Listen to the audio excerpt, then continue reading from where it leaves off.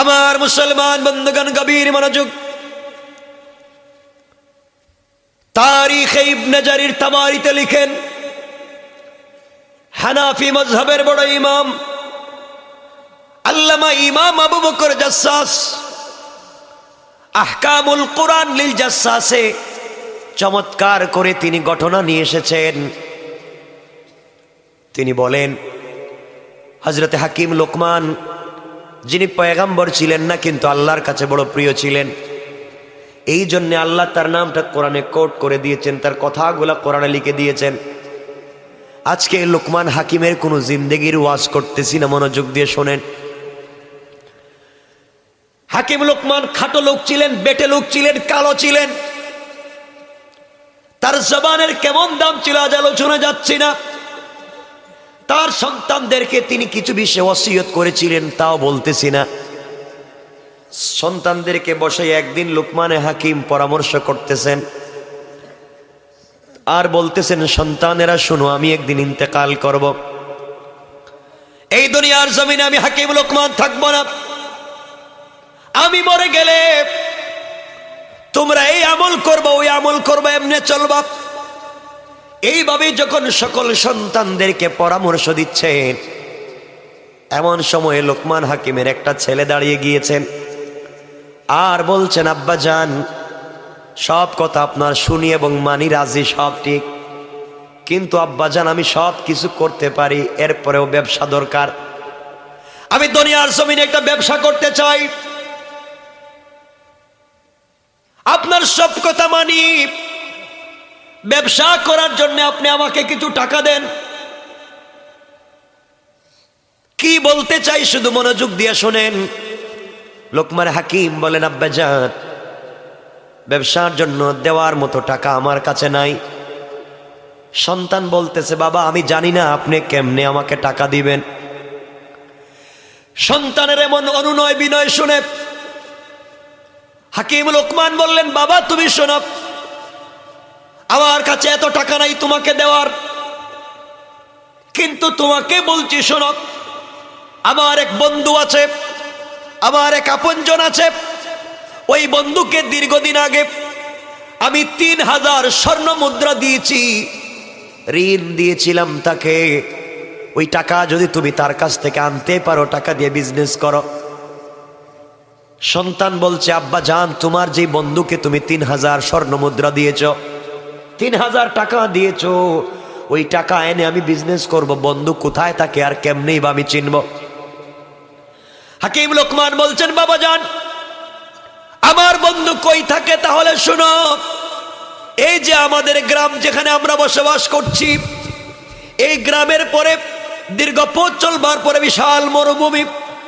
এই মরুভূমি পার হওয়ার পরে একটা এলাকা আছে, একটা মহল্লা আছে। ওই মহল্লা পার হয়ে দীর্ঘ পথ যাওয়ার পরে, অনেক দূরে যাওয়ার পরে একটা সাগর পাওয়া যায়। ওই সাগরের পারে আমার বন্ধু দুতলা একটা বাড়ি বানাইছে।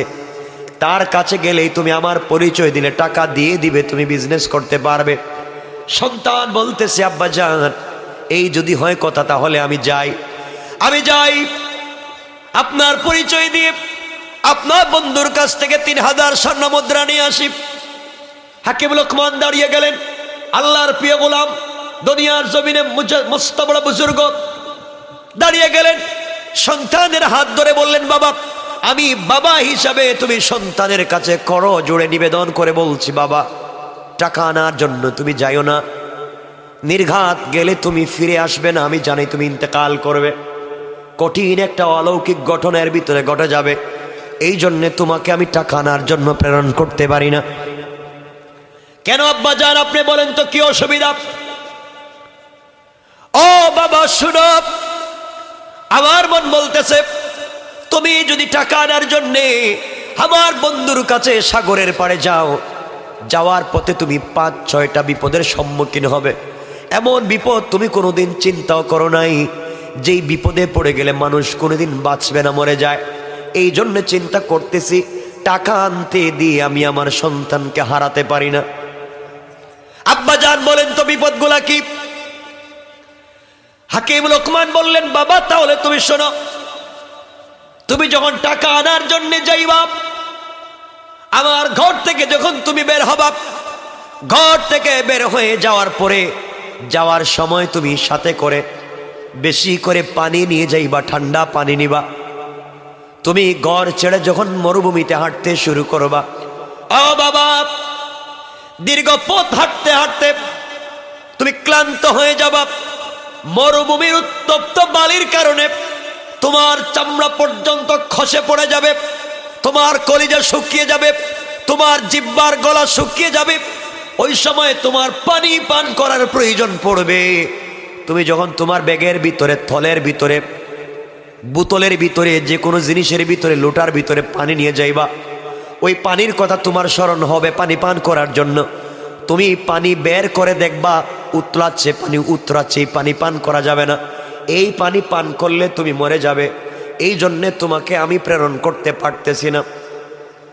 কিন্তু বাবারে, এরপরে শুনো, তুমি যখন যদি বেঁচে যাও,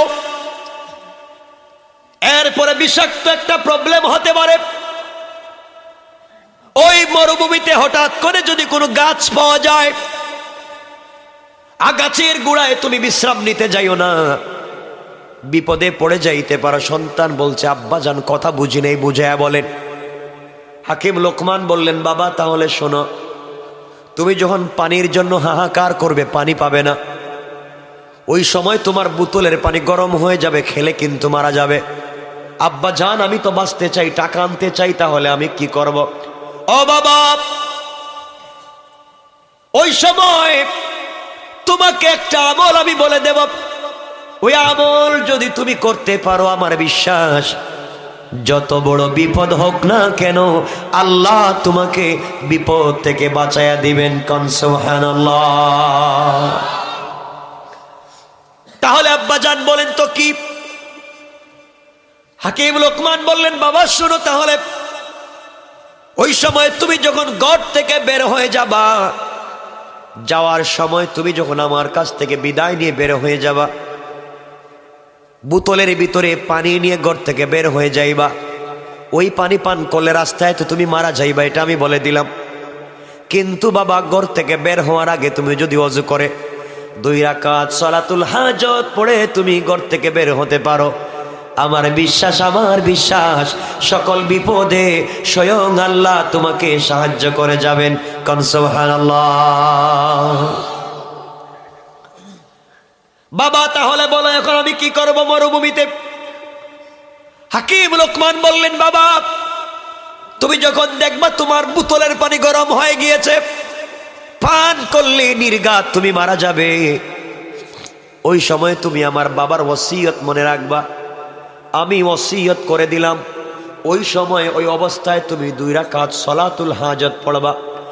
সালাতুল হাজত পড়ে আল্লাহর কাছে সাহায্য চাইবা। সালাম ফিরাইয়া ডান দিকে বাম দিকে সালাম ফিরাইয়া যখন মুনাজাত করবা, বাবা এতটুকুন উপরে হাত উঠাবা যেন বগল পর্যন্ত দেখা যায়। এতটুকুন হাত তুমি উপর দিকে উঠে আল্লাহর কাছে মুনাজাত করবা। মুনাজাত শেষ করে বিশাল মরুভূমির মধ্যখানে হঠাৎ করে পিছন দিকে তাকায়া দেখবা, মরুভূমির মধ্যখানে একটা জঙ্গল দেখা যায়, বাগান দেখা যায়। আল্লাহু আকবার বলেন। বাবারে তুমি বুঝতে পারবা না, এই বিশাল মরুভূমিতে ঘর নাই, বাড়ি নাই, কিছুই নাই। নামাজ যদি সালাতুল হাজত পড়তে পারো, হঠাৎ করে দেখবা বাগান হয়ে গিয়েছে। তুমি ওই জঙ্গল আর বাগানের ভিতরে প্রবেশ করবা। প্রবেশ করে দেখবা শক্ত একটা বিশাল বড় পাথর ফেটে মধ্যখান থেকে ঝর্ণার মতো ঠান্ডা ঠান্ডা পানি বের হয়ে যায়। বাবা তুমি ওই পানি ইচ্ছা মতো পান করবা, তোমার বোতলের গরম পানি ফালাইয়া দিবা, এরপরে তুমি ঠান্ডা পানি বোতলের ভিতরে ঢুকাইয়া নিবা। আল্লাহর শুকরিয়া আদায় করে আবার সালাতুল হাজত আদায় করবা। বাবারে ওই সময় তুমি পানি পান করবার পরে তোমার বিশ্রামের প্রয়োজন হবে। দেখবেন গরমে আসার পরে মানুষ যখন বেশি পানি পান করে তখন বিশ্রাম মন চায়, ঘুম চলে আসে। বাবা তোমার বিশ্রামের প্রয়োজন হবে, কিন্তু জঙ্গলের ভিতরে এমন কোনো গাছ নাই যেই গাছের গোড়ায় সাপ আর বিচ্ছু নাই। তুমি কোনো গাছের গোড়ায় বিশ্রাম নিতে পারবা না। জঙ্গল থেকে বের হয়ে যাবা, আবার এসে মরুভূমিতে 2 রাকাত সালাত আদায় করবা। সালাত আদায় করে ডান দিকে তাকায়া দেখবা হঠাৎ করে মরুভূমির মধ্যখানে বট গাছের মতো বিশাল একটা গাছ দেখা যায়। আব্বা জান, সাবধান করে দিচ্ছি, তোমার মন চাইব তুমি যেন বিশ্রাম করো, গাছের ছায়ায় আলোর নিচে তুমি যেন বিশ্রাম করো, তোমার মন চাইবে। আমি বাবার ওসিয়ত মনে রাখবা, সাবধান করে দিলাম, তুমি ওই গাছের ধারে কাছেও যাইও না, বিশ্রামের জন্য যাইও না। ও বাবা, আমি হাকিম লুকমান বলছি, তুমি যদি ওই গাছের গোড়ায় বিশ্রামের জন্য যাও আর গাছের গোড়ায় গিয়ে বিশ্রামে পড়ে যাও, তুমি মরে যাইবা, নির্ঘাত তুমি মরে যাইবা, যাইও না। বাবারে, তুমি তখন কেমনে চলবা একটা কথা বলে দেই। ওই সময় আবার 2 রাকাত সালাত আদায় করবা, সালাতুল হাজাত। সালাম ফিরানোর পরে হঠাৎ হয়তো দেখতে পারো গাছের গোড়ায় সাদা দাড়ি, মাথায় সাদা চুল, সাদা পাগড়ি পরা একজন মুরব্বীকে গাছের গোড়ায় পায়া যাইবা। সুবহানাল্লাহ, আওয়াজ করে বলেন। ও বাবা, তুমি যখন ওই লোকটাকে গাছের গোড়ায় দেখতে পাইবা, লোক তোমাকে ডাকতে পারে আর বলতে পারে তুমি এসে গাছের গোড়ায় বিশ্রাম নেও। বাবা, তুমি যাইও না, গাছের গোড়ায় গেলে তুমি নির্ঘাত মরে যাইবা, যাইও না। তুমি নিজেকে আমার কথা মনে রাখবা, ওসিয়ত মনে রাখবা। কিন্তু আব্বা জান, ওই মুরব্বী লোকটা যদি তোমাকে ডাক দেয় আর বলে আমি আছি, তোমার অসুবিধা হবে না, এইভাবে যদি মুরব্বী লোকটা তোমাকে অভয় দিয়ে কথা বলে, তোমাকে সান্ত্বনা দিয়ে কথা বলে আর বলে মুরব্বী লোকটা তোমার সাথে থাকবে, আর সে যদি বলে তার রানের উপরে মাথা রেখে তোমাকে শুইতে, আর যদি তুমি শুয়ে যাও, আমার বিশ্বাস ওই লোকটার কথা শুনলে তোমার কোনো ক্ষতি হবে না। বাবারে, এরপরে যদি লোকটাকে পেয়ে যাও, বিশ্রাম নাও, বিশ্রামের পরে কিন্তু তোমাকে মরুভূমি ছেড়ে চলে যাওয়া লাগবে। দীর্ঘ পথ চলার পরে তুমি একটা গ্রাম দেখবা, মহল্লা দেখবা, ওই মহল্লার ভিতরে তুমি প্রবেশ করে নিবা।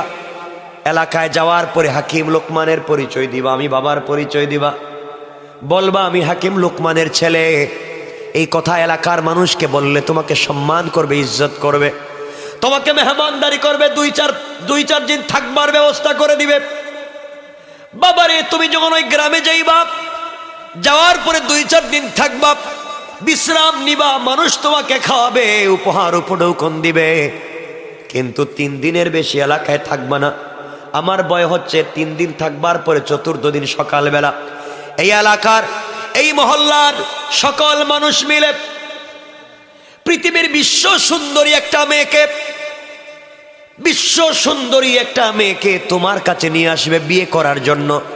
হাকিম লোকমানের ছেলে মনে করে তারা আত্মীয়তা করতে চাইবে, তোমার কাছে একটা বিশ্ব সুন্দরী মেয়েকে নিয়ে আসবে বিয়ে করার জন্য।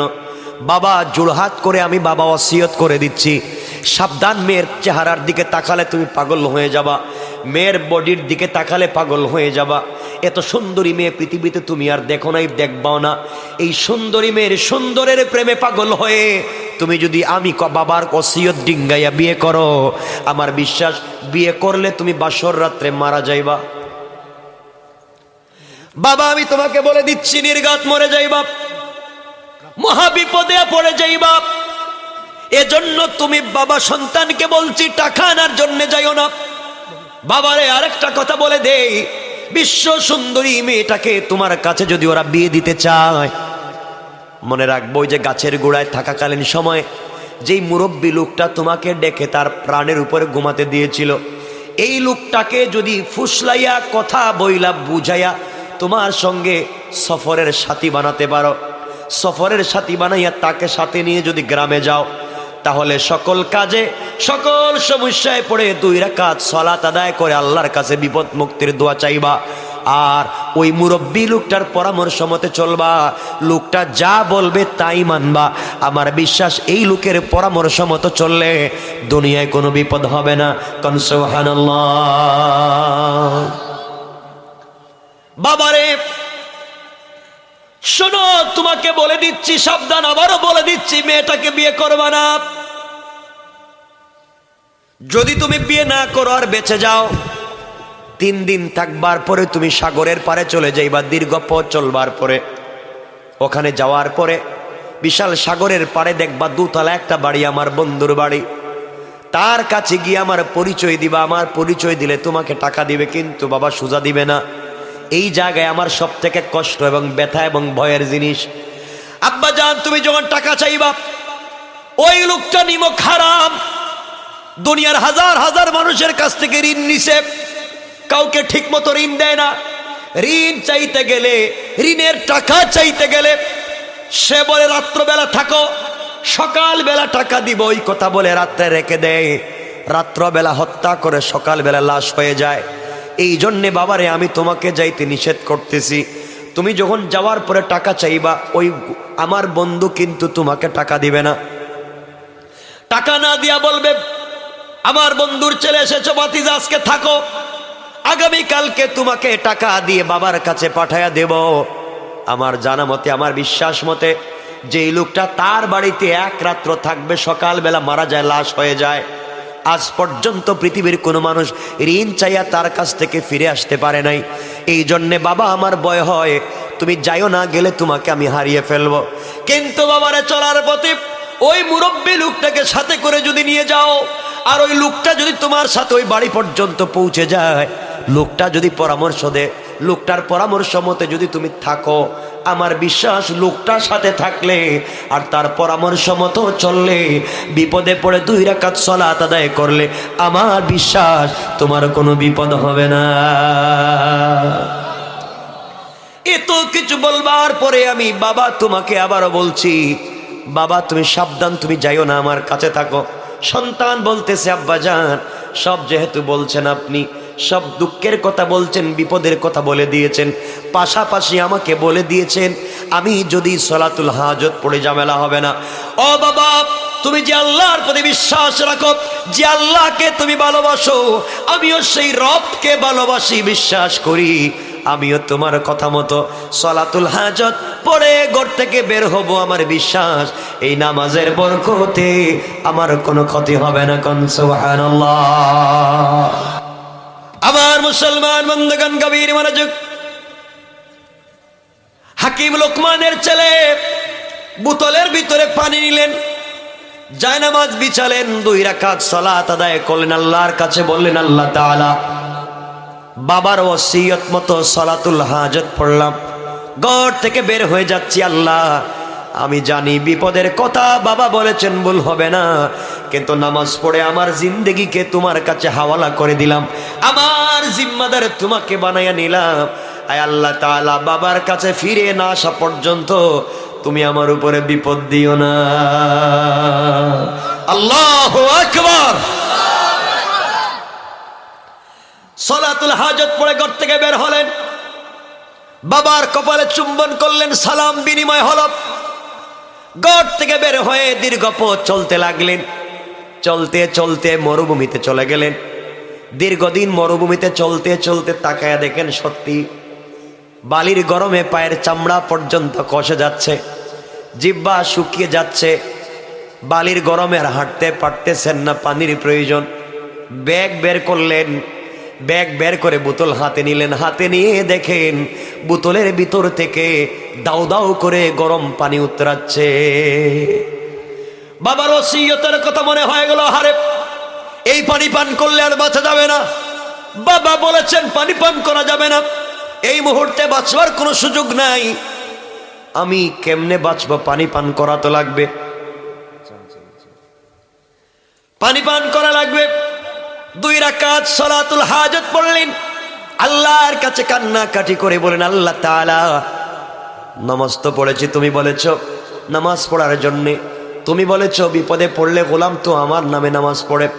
কোরআনে কারিমে আমার আল্লাহ বলছেন, ওয়াল্লাযীনা ইয়াবিতুনা লিরাব্বিহিম সুজদাও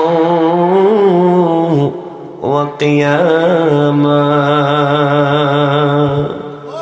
আল্লাহ রাব্বুল ইজ্জত ওয়াল জালাল বলছেন, গোলাম বিপদে পড়ে যখন সিজদায় গিয়ে, রুকুতে গিয়ে আমি আল্লাহকে ডাক দিবে, ডাক দিতে দেরি হয়, আমি আল্লাহ আমার গোলামের কাছে চলে আসতে 1 সেকেন্ডও দেরি হয় না। কোন সুবহানাল্লাহ।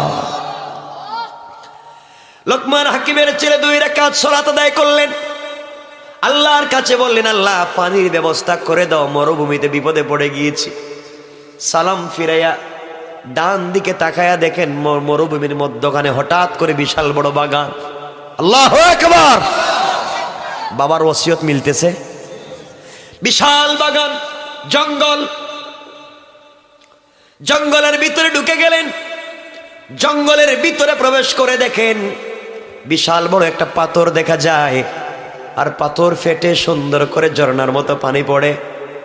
শুকরিয়া আদায় করলেন, চোখের পানি ছাড়লেন, 2 রাকাত সালাতুল হাজত পড়লেন, পানি পান করলেন, বোতল ভরলেন আর আল্লাহর শুকরিয়া আদায় করলেন। পানি পান করবার পরে জঙ্গলের দিকে তাকায় দেখেন সব গাছের গোড়ায় গোড়ায় সাপ। বিশ্রামের প্রয়োজন, চোখে ঘুম চলে আসছে, ক্লান্তি, কোথায় ঘুমাবেন? আবার 2 রাকাত সালাতুল হাজত আদায় করে জঙ্গল থেকে বের হয়ে গেলেন। ঘুম পাচ্ছে, ঠান্ডা পানি পান করেছেন, হাঁটতে পারতেছেন না। হঠাৎ করে ডান দিকে তাকায়া দেখেন বিশাল বড় বট গাছের মতো একটা গাছ দেখা যায়। তাকায়া দেখেন তিনি গাছের নিচে, তো এতক্ষণ তিনি গাছের নিচে বিশ্রাম করার চিন্তা করলেন। হঠাৎ মনে পড়েছে বাবা বলেছেন গাছের নিচে বিশ্রাম করলে বাঁচবো না, মরে যাব। বিশ্রাম করতে চাচ্ছেন না, চলে যাচ্ছেন। হঠাৎ করে গাছের পিছন দিকে তাকায় দেখেন একজন গাছের পিছনে একজন মুরব্বী বসা। আল্লাহু আকবার। আল্লাহর নামের তাসবিহ পড়ে জিকির করে ডাক দিয়ে বলে, বাবা আমার দিকে তাকাও কেন, এদিকে আসো।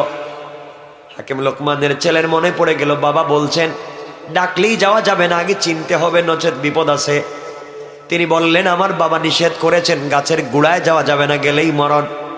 মুরব্বী লোকটা বলছে তোমার বাবার নাম কি? আমার বাবার নাম হাকিম লোকমান। তোমার বাবা কি এই কথাও বলে দেয় নাই যে মুরব্বী লোকটা যদি বলে তার ডাকে সাড়া দিলে বিপদ হবে না, এই কথা কি বলছে? হ্যাঁ আমার বাপ বলছে। আপনি জানলেন কেমনে? আমার বাবা তো আমাকে একা ওসিয়ত করছে, আপনি শুনলেন কেমনে? হাকিম লোকমানের ছেলে বললেন এই কথা। মুরব্বী বলতেছে বাবা তুমি এগুলা বুঝবে না, তুমি যদি আসো আমি যতক্ষণ বসা থাকবো তোমার কোনো বিপদ হবে না। সুবহানাল্লাহর দরকার না, আগামী বছর কইবেন না সুবহানাল্লাহ, জোরে পড়েন সুবহানাল্লাহ। হাকিম লোকমানের ছেলে পৌঁছে গেলেন, চেহারার দিকে তাকায় দেখেন নূরানি চেহারা, চেহারার মধ্যে চুলের নিচ দিয়ে যেন সুরমা লাগানো, সুন্দর চেহারা, সুন্দর চুল, সুন্দর দাড়ি, বসে আছে। তিনি বললেন বাবা আপনাকে আমি চিনি না, আপনি আমাকে ডাকলেন, আমি তো এখানে বিশ্রাম নিব না। মুরব্বী ডাক দিয়া বলছে হাকিম লোকমানের ছেলে রে, তুমি যদি আমার রানের উপরে মাথা রেখে ঘুমাও আমার বিশ্বাস আল্লাহ তোমার কোনো ক্ষতি করবে না।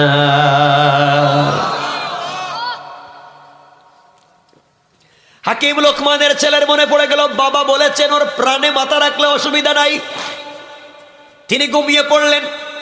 দীর্ঘদিন পর্যন্ত রাস্তায় চলাফেরা করেছেন, এই জন্য ক্লান্ত, তাড়াতাড়ি তার ঘুম লেগে গিয়েছে। ঘুম লাগার কিছুক্ষণ পরে গাছের উপর থেকে বিশাল বড় একটা বিষাক্ত সাপ নেমে গেছে। নেমে কোনো কথা নাই, হাকিম লোকমানের ছেলের মাথায় অথবা পায়ের কোনো একটা জায়গায় আঘাত করেছে, দংশন করেছে, বিষ দিয়ে ফেলেছে, গোটা বডি কালো হয়ে গিয়েছে, অজ্ঞান। মুরব্বী চিন্তা করলেন এই ছেলে তো আমার উপরে বিশ্বাস রেখে আমার রানের উপরে মাথা রেখে শুয়ে পড়েছে, তার কোনো ক্ষতি হবে না, সে জানতো তার বাবা ওসিয়ত করেছেন। তাই এখন যে লোকটার ক্ষতি হলো আমি কি জবাব দিব যদি বিপদ হয়ে যায়? তিনি কোনো কথা না বাড়িয়ে সাপটাকে ধরে ফেললেন। সাপকে ধরে বললেন বেয়াদব রে, তোকে বাঁচতে দিব না, যে জায়গা থেকে তুই বিষ দিছস ওই জায়গা থেকে বিষ নিয়ে যা। টান দিয়ে মুখের মধ্যে ধরে লাগায় রাখলেন। সাপ টাইনা টাইনা বিষ নিয়ে গিয়েছে। বিষ নিয়ে যাওয়ার পরে সাপটাকে দেখলেন কি করা যায়। হঠাৎ করে দেখেন হাকিম লোকমানের ছেলের ব্যাগের ভিতরে ছুরি আছে, চাক্কু আছে, বটি আছে, দাও আছে। চাক্কু পাওয়া গেল, আস্তে করে সাপটাকে কেটে 2 টুকরা করে দিলেন।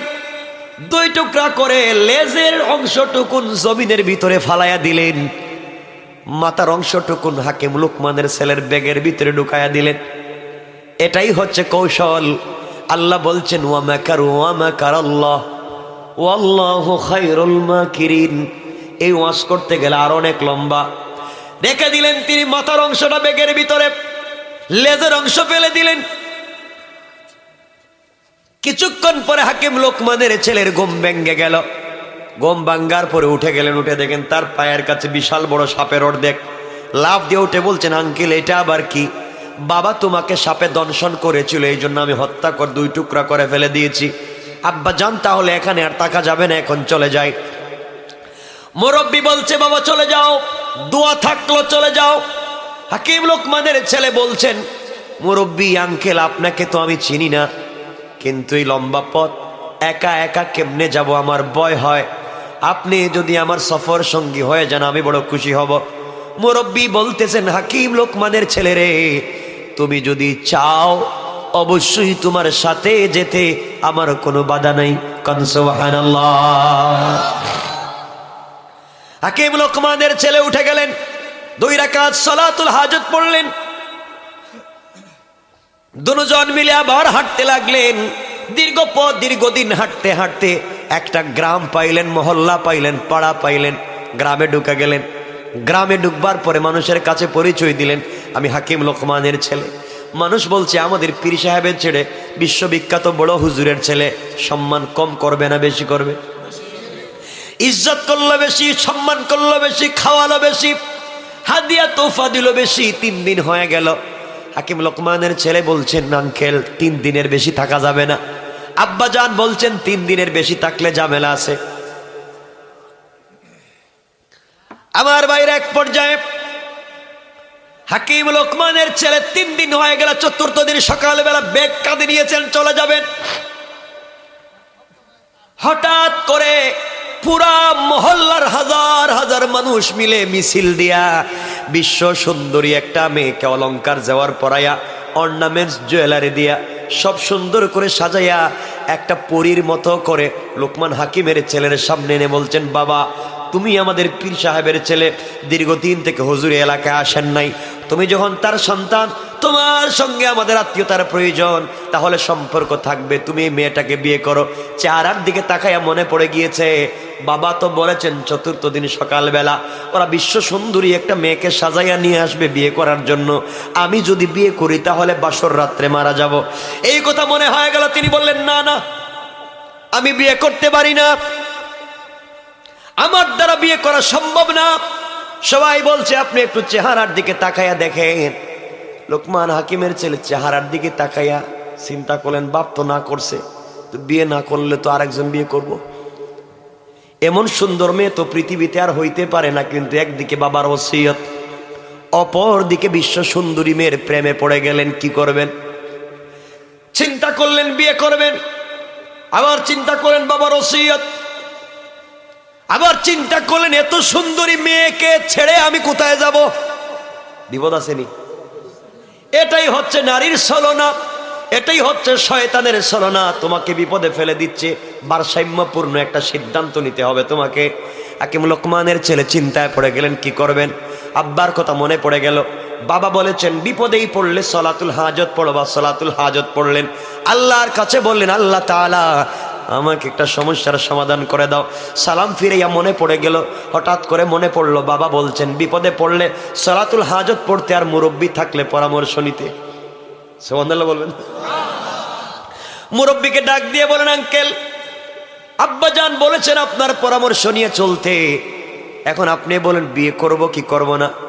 হাকিম লোকমানের ছেলেকে মুরব্বী বলছেন, বাজান তোমার বাপ বলছেন বিয়ে করলে ঝামেলা আছে, আমিও বুঝতেছি বিয়ে করলে মরণ আছে, এখন তুমি কি করবা? কয় আপনিই কন, আপনিই তো বলছেন আপনার সাথে থাকলে আমার সমস্যা নাই, চাচা আছেন আপনি, আপনি বলেন কি করা লাগবে।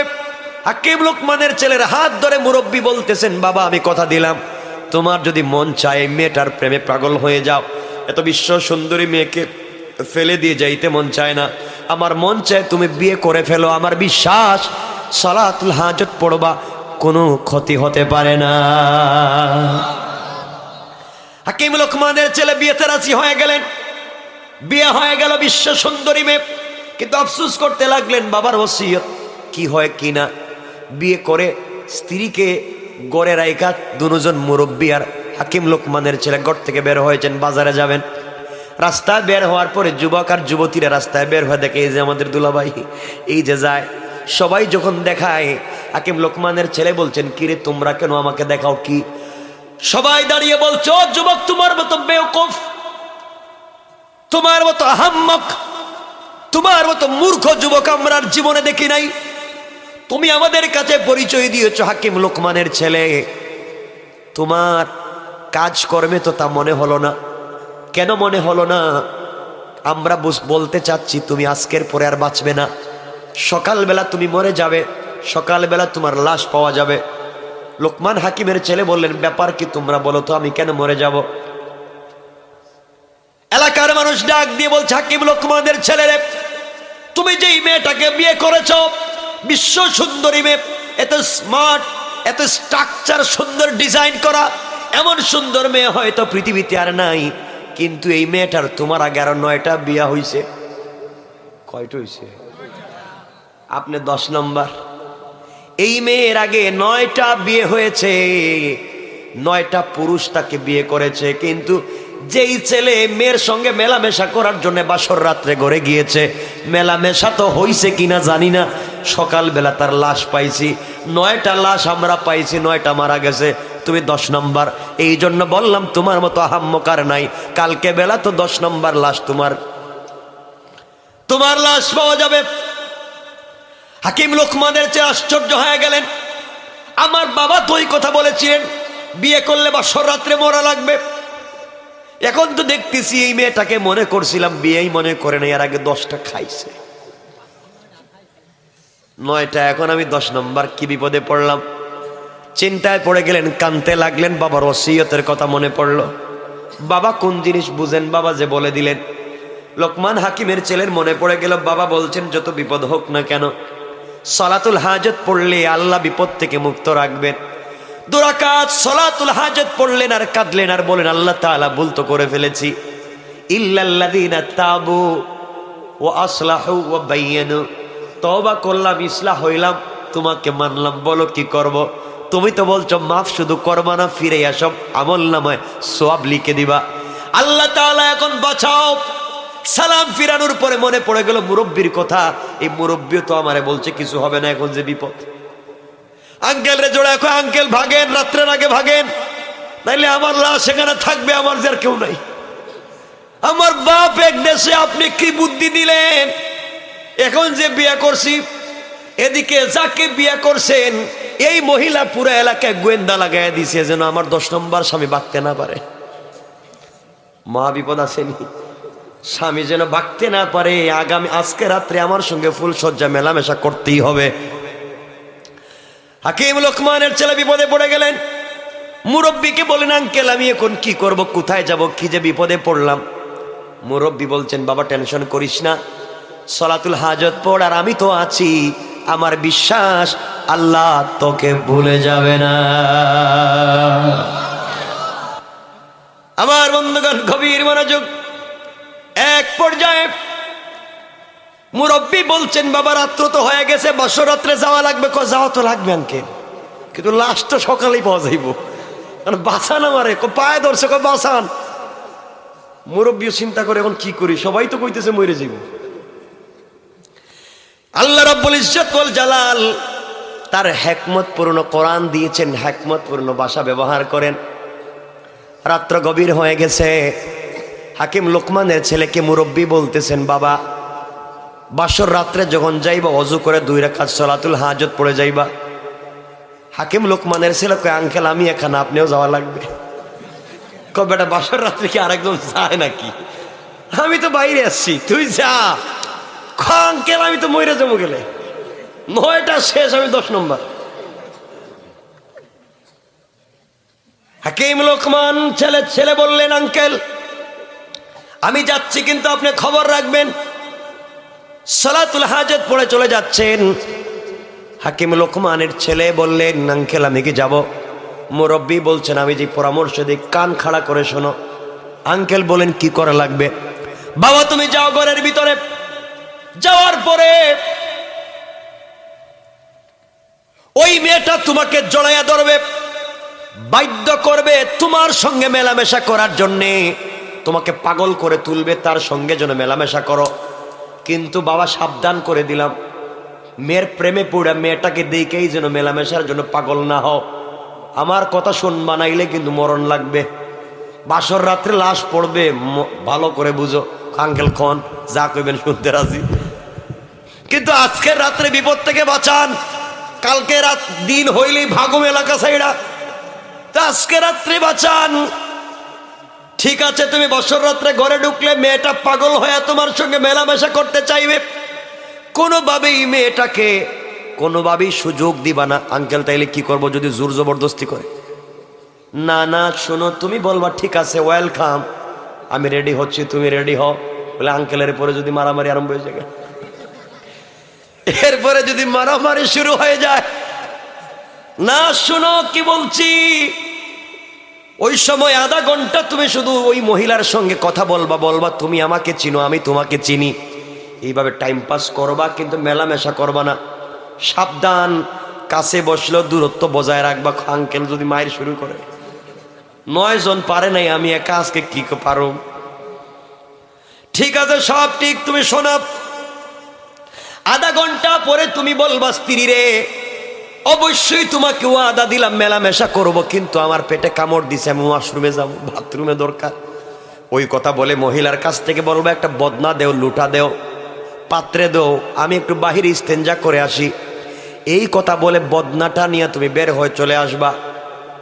এরপরে আবার ঘরে যাইবা, আমি যা বলবো তা শুনবা। আঙ্কেল বদনা আনার সময় যদি মায়ের শুরু করে, তাইলে আমি কোথায় যাবো? মারবে না, তুমি বুঝে আসো যে আমি আবার আসতেছি, বদনা দাও, বাথরুম থেকে আসি। হাকিম লোকমানের ছেলে 2 রাকাত সালাতুল হাজত পড়ে আল্লাহর কাছে কান্নাকাটি করে। বাসর রাত্রে ফুলসজ্জার রাত্রে স্ত্রীর ঘরে ঢুকেছেন, স্ত্রী ফুসলাইয়া তাকে মেলামেশা করতে উদ্বুদ্ধ করতেছে। তিনি বললেন স্ত্রী শোনো, সব ঠিক আছে রাজি, কিন্তু তুমি আমাকে জানো, আমি তোমাকে জানি, জানাজানি করি, চিনাচিনি হোক, এরপরে আমরা মেলামেশা করতে রাজি, আপত্তি নাই। আধা ঘন্টা চলে গিয়েছে, আর চিন্তা করতেছেন কেউ তো দেখতেছে আসতেছে না মাইক টের দেওয়ার জন্য, তাহলে ঠিক আছে এখন কি করা যায়? হঠাৎ মনে পড়লো মুরব্বীর কথা। মুরব্বী বলেছে বদনা নিয়ে বাহিরে যাওয়ার জন্যে। তিনি বললেন স্ত্রী রে, আমার পেটে কামড় দিচ্ছে, একটু আশ্রম থেকে আসি, এর ভিতরে তুমি রেডি হয়ে যাও, আমি আইসাই তোমার সঙ্গে মেলামেশা করব, ওয়াদা দিলাম।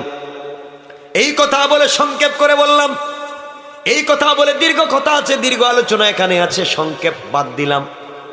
তিনি বদনা নিয়ে ঘর থেকে বের হলেন। বের হইয়া হাকিম লোকমানের ছেলে মুরব্বীরে জোড়ায় আঙ্কেল বাসানা যাওয়ার দরকার নেই, রাত আমরা এখান থেকে ভাগে। তিনি বললেন না, তুমি ওযু করে আসো, যাও, আর বদনা আমার কাছে দিয়ে যাও। এই কথা বলে বদনা রেখে নিলেন, লুঠা পাত্রটা রেখে নিলেন মুরব্বী। হাকিম লোকমানের ছেলে চলে গেলেন। ওই সময় হাকিম লোকমানের ছেলের ব্যাগের ভিতরে অর্ধেক সাপ আসেনি? সবাই বলেন।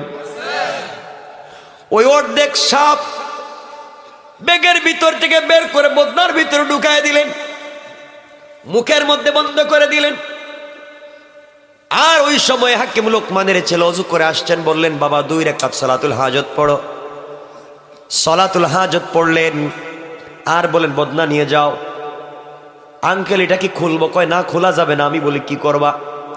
ঘরে যাওয়ার পরে স্ত্রী তোমার সঙ্গে মেলামেশা করতে পাগল হয়ে যাবে, তুমি বলবা আমি রেডি, তুমিও রেডি হও, শর্ত আমার আছে। আজকে তোমার সঙ্গে মেলামেশা করব, কিন্তু স্বামী হিসাবে শর্ত আছে। স্ত্রী বলবে কি শর্ত? তুমি বলবা আমি যে বদনা আনছি, বদনায় তুমি আগে প্রস্রাব করো, এরপরে তোমার সঙ্গে মেলামেশা করব। যতক্ষণ পর্যন্ত ওখানে প্রস্রাব না করবা মেলামেশা করবো না। স্ত্রী মেলামেশা করতে পাগল হবে, তোমার কথা শুনবে, প্রস্রাব করবে। প্রস্রাব করার পরে ওই বদনাটা নিয়ে আবার মুখ লাগাই আমার কাছে নিয়ে আসবা, আমার কাছে রাইখা এরপরে তুমি যাইবা, এরপরে মেলামেশা করবা, আমার আপত্তি নাই। হুজুর এখন যদি আসতে না দে, যাও, আমার কথা শোনো, মনোযোগ দিয়ে শুনেন কি বুঝাতে চাই। হাকিম লোকমানের ছেলে সালাতুল হাজত পড়লেন, মুরব্বির কথায় বদনা সাথে নিয়ে ঘরের ভিতরে পৌঁছে মুচকি হেসে স্ত্রীকে বললেন, স্ত্রী আমি রেডি, তোমার সঙ্গে মেলামেশা করতে রাজি, কোনো টেনশন নাই। শর্ত আছে, একটাই শর্ত, সময় নষ্ট করা যাবে না। শর্ত হলো তুমি আমি যে বদনা আনছি বদনায় প্রস্রাব করা লাগবে। স্ত্রী কয়ে রাজি না। তিনি বলেন আমিও রাজি না, সমান সমান। তুমি যদি বলো মেলামেশা করতে রাজি, আমি বলবো প্রস্রাব করো। স্ত্রী মহাবিপদে পড়ছে, প্রস্রাব করতে রাজি হয়ে গিয়েছে। এক পর্যায়ে পেশাব করলো। পেশাব করার পরে স্ত্রীকে বললেন তুমি বসো, আমি আসছি বলে বদনা নিয়ে দৌড়। এক দলে মুরব্বীর কাছে বলে, আঙ্কেল এই যে নেন, এখন কি করব বলেন। হঠাৎ করে হাকিম লোকমানের ছেলে বুঝতে পারলেন বদনার ভিতরে কি যেন লড়ে।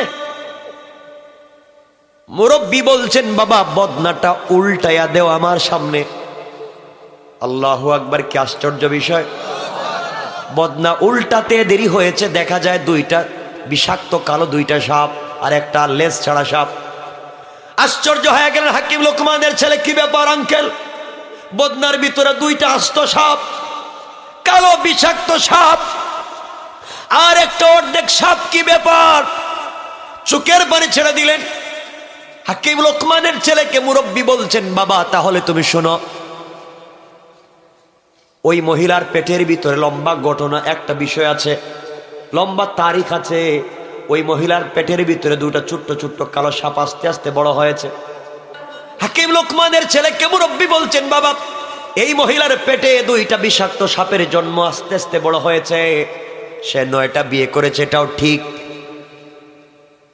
স্বামীরা যখন তার সঙ্গে মেলামেশা করার জন্য গিয়েছেন, ওই সময় কিন্তু ওই বিষাক্ত সাপ কামড় দিয়ে তার 9টা স্বামীকে হত্যা করেছে। মেয়েটা জানে না, মেয়েটা বুঝতেই পারে না এই বিষাক্ত সাপ তার স্বামীকে আঘাত করে করে হত্যা করেছে,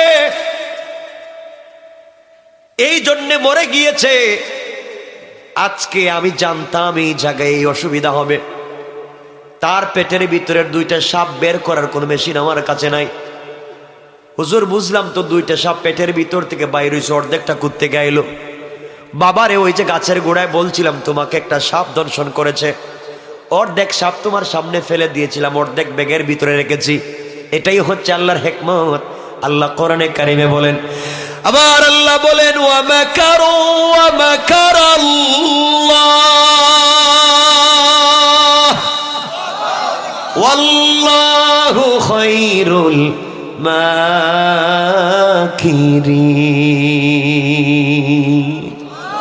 আল্লাহ বললেন আমার কৌশল, কোন জিনিস কোন জায়গায় কাজে লাগাবো বললাম তুই জানিস না। ও আমার হাকিম লোকমানের ছেলে, অর্ধেক সাপটাকে ব্যাগের ভিতরে রেখে দিয়েছিলাম, আজই কাজে লাগাইয়া দিলাম।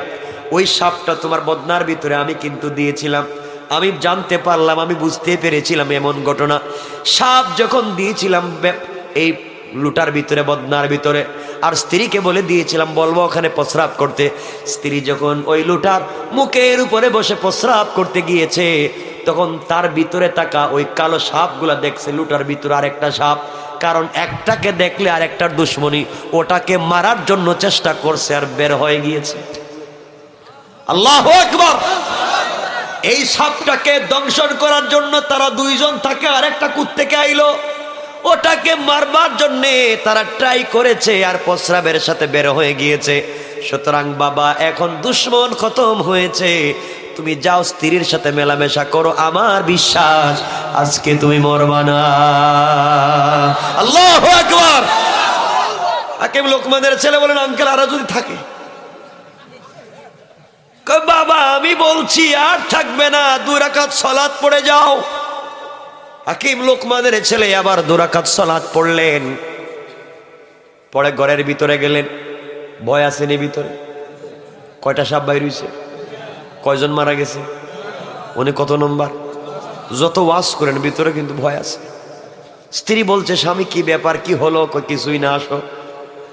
মেলামেশা হচ্ছে। স্ত্রী বলতেছে, স্বামীরে আর তোমার সঙ্গে দেখা হবে না, আজকে মেলামেশা শেষ, কালকেই তুমি মারা যাইবা। হাকিম লোকমানের ছেলেকে বউ দেখতেছি কই মরে যাইব, তাহলে ব্যাপার কি? কালকে কিন্তু মইরা যাইবা। লুকমান হাকিমের ছেলে বললেন মরি আর বাসি যাই করে মেলামেশাটা করে ফেলি। মেলামেশা হলো। আমার বন্ধুগণ, মেলামেশার পরে দুজন ঘুমিয়ে পড়েছেন কখন জানি, কারণ ফুলসজ্জা রাত্রে মানুষ ঘুমে। রাসূল বলেছেন নম কা নামাতিল আরুস, এইভাবেই কিয়ামতের মাঠ কায়েম হবে। ঘুমিয়ে গেলেন, দুজন ঘুমিয়ে পড়েছেন। সকালবেলা লাশ যারা, এদেরকে কি বলে? লাশ যারা কাটে, ডুম। কি বলে?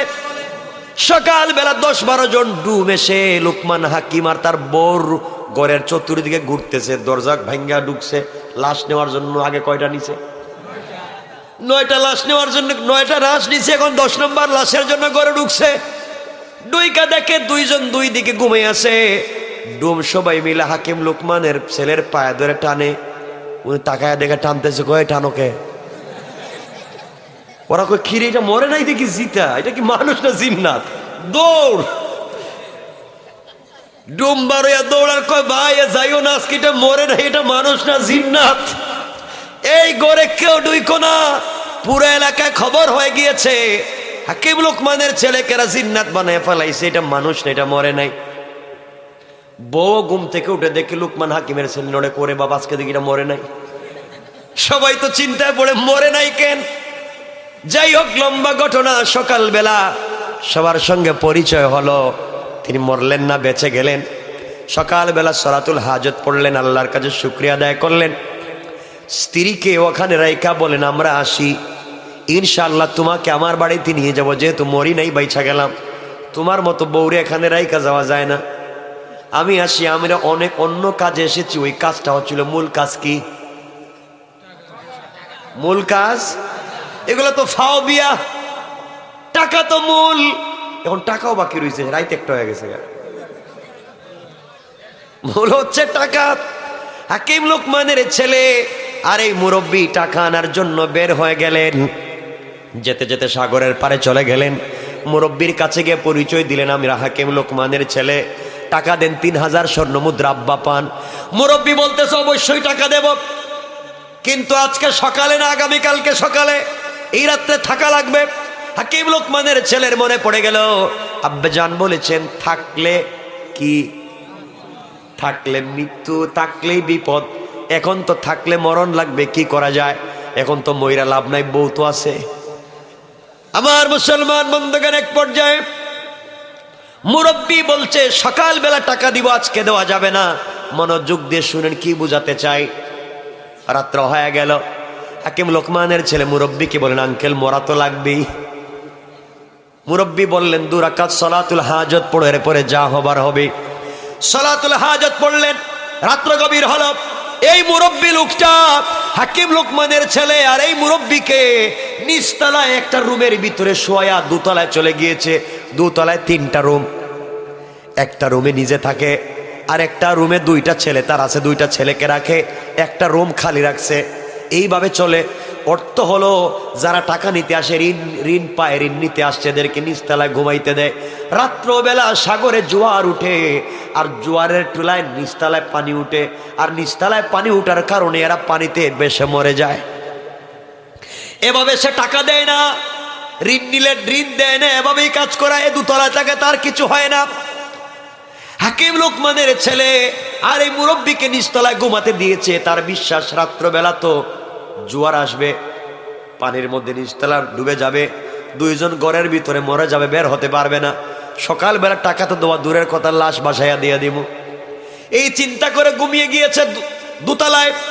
নিচতলায় হাকিম লুকমানের ছেলে আর মুরব্বী শুয়ে যাবেন। মুরব্বী মনে করে দিলেন বাবা রাত্রে কিন্তু বিপদ আছে, নামাজ পড়ো। কয় রাকাত? কি নামাজ? হাজত পড়ে ঘুমিয়ে যাও। সলাতুল হাজত পড়লেন, ঘুমিয়ে গেলেন। রাত্রবেলা দেখা যায় বিশাল বিশাল বড় ঢেউ আসতেছে, পানি আসতেছে, জোয়ার আসতেছে। হাকিম লুকমানের ছেলেকে মুরব্বী ঘুম থেকে উঠালেন আর বলেন বাবা ওঠো, দোতলায় যাই, এখানে থাকা যাবে না, কিছুক্ষণ পরে জোয়ার আসতেছে। ঘুম থেকে উঠলেন, দোতলায় গিয়ে সন্তানদের রুমে নক করলেন। দরজা খুলে দিল। কি আপনারা? আমরা তোমার বাবার কাছে এসেছি, আমরা মুসাফির মানুষ, নিচতলায় ঘুম লাগতেছে না, মশায় কামড়ায়। তোমরা যদি তোমাদের রুমে আমাদেরকে একটু জায়গা দেও, এই রুমে তো তালা দেওয়া, আমরা এখানে থাকতাম, তোমরা এক জায়গায় থাকো। দুই ভাই বলছে, আঙ্কেল না, আপনি কত সুন্দর মানুষ, আর হাকিম লোকমানের ছেলেকে নিয়ে এসেছেন, আপনাদেরকে কষ্ট দিতে পারি না, আমরা নিচে দুই ভাই যাই, আপনারা দোতলায় থাকেন। দুই ভাই নিচে গিয়ে ঘুমাতে গেল। হাকিম লোকমানের ছেলে আর মুরব্বী কিছুক্ষণ পরে দরজা তালা দেওয়া হয়ে গিয়েছে, জোয়ার এসেছে, দুই ভাই ঘরের ভিতরে মরে গিয়েছে। সকালবেলা এই মুরব্বী ঘুম থেকে উঠেছে, হাকিম লোকমানের ছেলে আর মুরব্বীর লাশ ফেলে দেওয়ার জন্য দরজা খুলে দেখে তার নিজের দুইটা ছেলে মরা। আল্লাহ বললেন, ইন্না কাইদাশ শাইতানি কানা দাঈফা। শয়তানেরা, বেঈমানেরা যত কৌশল করে, আল্লাহর কাছে সবগুলা কৌশল দুর্বল। তুই কৌশল করলে ভালো মানুষকে মারবে, ও নিজের ছেলেই মারা গেছে। কানতেছে কানতেছে, আমার ছেলে মরলো, এরা গেল কই? এরা তো উপরে আছে মনে হয়। সকালবেলা হাকিম লোকমানের ছেলে ঘুম থেকে উঠে কয়, সালাম আলাইকুম, টাকা দেন। মরস নাই তো মরস নাই, টাকাও দিতাম, ছেলেও মরছে আমার। টাকা নিলেন, 3000 স্বর্ণ মুদ্রা নিলেন, আর সূরাতুল হাজত পড়ে বিদায় নিয়ে চলে আসলেন। রাস্তায় আসার পরে চিন্তা করলো, মুরব্বী এতক্ষণ আমার সঙ্গে ছিল, এখন টাকা দেখছে, টাকা না দিলে আবার যাবে না, মারামারি করতে পারে। দাঁড়াইয়া বলে, আঙ্কেল আপনি তো চলে যাবেন। আঙ্কেল বলছো, আমিও তো চলে যাব। ঠিক আছে, তোমাকে এত সার্ভিস দিলাম, কিছু আমার অর্ধেক দাও, অর্ধেক টাকা দাও। কয়, আঙ্কেল শুনেন, পুরা 3500 টাকাই দেন, আপত্তি নাই, কিন্তু বউর মধ্যে ভাগ বসাইয়েন না, এটা আমার একা। টাকা আপনি নিয়ে যান, কিন্তু বউ আমার, যে সুন্দরী বউ পাইছি এটা আমার, টাকা আপনি নেন। মুরব্বী বললেন, বাবা তোমার তো মূল উদ্দেশ্য ছিল টাকা, বিয়া তো করছো ফাও, এখন বিয়েই দেখতেছি বড় টাকা তুমি নিবা না, তোমার বিজনেসের জন্য এত বড় কষ্ট করে আসছো। কয়, আঙ্কেল আসছিলাম তো, ঠিক আছে, কিন্তু এখন কি করব, টাকাকে নিয়ে যাব? হ্যাঁ নিয়ে যাও। আঙ্কেল আপনি নিয়ে নেন, আমি অর্ধেক নিয়ে নেই। আপনি অর্ধেক নিয়ে নেন, বউ নিয়ে আমি বাড়িতে চলে যাই। এই বলে হাঁটতে লাগলেন। কিছুক্ষণ যাওয়ার পর হাকিম লোকমানের ছেলে মুরব্বীর হাত ধরে বলছেন, আঙ্কেল দীর্ঘদিন পর্যন্ত আপনি আমার সাথে ছিলেন, কত বিপদ আপদের সাক্ষী আপনি, কত কিছু জানলাম, আজ পর্যন্ত আপনার পরিচয় জানতে পারলাম না। আপনি বা কে আপনি? আপনার পরিচয় জানি না, আপনার পরিচয় আজকে জানতে চাই, আমাকে পরিচয়টা বলে দেন। হাকিম লোকমানের ছেলেকে মুরব্বী চোখের পানি ছেড়ে বলছেন, বাবারে আসলেই তুমি আমাকে চিনবে না, আমি আমার পরিচয় দেই, শোনো, আমি দুনিয়ার সাধারণ কোনো পাবলিক না, তুমি আমাকে জানবা না। তুমি ঘর থেকে বের হয়ে আসার সময় বাবার কাছ থেকে বিদায় নিয়া প্রথমে যে 2 রাকাত সালাতুল হাজত পড়েছিলা, সালাতুল হাজতের গুরুত্ব হলো, যেই ব্যক্তি 2 রাকাত সালাতুল হাজত পড়ে, আল্লাহ রব্বুল ইজ্জত ওয়াল জালাল তার নিরাপত্তার জন্য একজন ফেরেশতা পাঠায়া দেন। আমি হলাম সেই একজন ফেরেশতা। আল্লাহু আকবার। আমি ওই ফেরেশতা। তুমি যে সালাতুল হাজত পড়েছিলাম, আল্লাহ রাব্বুল ইজ্জত ওয়াল জালাল আমাকে মানুষের সুরত ধরায়া তোমার বিপদের সাথী বানায়া আমাকে পাঠায়া দিয়েছেন। তুমি জায়গায় জায়গায় সালাতুল হাজত পড়েছো, আর আমি তোমাকে সাপোর্ট দিয়েছি, সহযোগিতা করেছি। আজকে তুমি বউ নিয়ে বাড়িতে যাও, টাকা নিয়ে বাড়িতে যাও, তোমার বাবার কাছে আমার সালাম দিবার বলবা, আমি সব জায়গায় তোমাকে সাপোর্ট দিয়েছি। আর জীবনে চলার পথে যদি কোনোদিন বিপদে পড়ে যাও, বিপদে পড়ে গেলে সালাতুল হাজত পড়বা। এই নামাজের বরকত হলো, এই নামাজ যে পড়বে তার পুরা বডির জিম্মাদার হয়ে যান স্বয়ং আল্লাহ। আর আল্লাহ বলেছেন, ওয়াল্লাযীনা ইয়াবিতুনা লিরাব্বিহিম সুজদাও ওয়া কিয়ামা। বিপদে পড়ে যদি কেউ রুকু করে সিজদা করে, আমি আল্লাহর কাছে চাই, সাথে সাথে আমি আল্লাহ রহমতের ফেরেশতা পাঠাইয়া দেই। কোন সুবহানাল্লাহ। কথা এখানে রেখে দিই।